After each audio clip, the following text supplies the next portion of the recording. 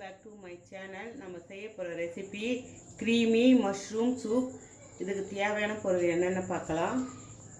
Mushroom, maida, pepper, salt, butter, garlic, cream, fresh cream, onion. எப்படி செய்யுதுன்னு வாங்க வீடியோ போகலாம்.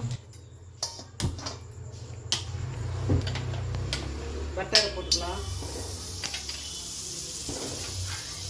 கார்லிக் போட்டுக்கலாம், ஆனியன்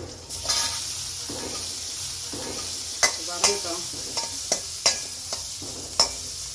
இந்த மஷ்ரூமை சாப்பிட்றதுனா நமக்கு நிறைய யூஸ் இருக்குது.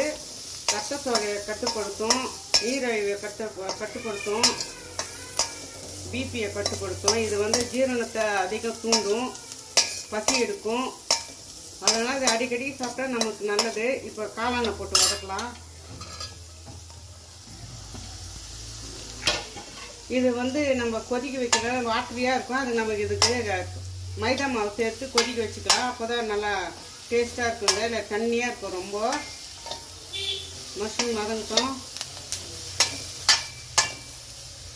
பாருங்க எப்படி சுருண்டு வந்துச்சு பாருங்கள் அந்த மஷ்ரூம்லாம். இப்போ இந்த தண்ணி நல்லா வேக வைக்கிறதுக்கு ஊற்றிக்கலாம்.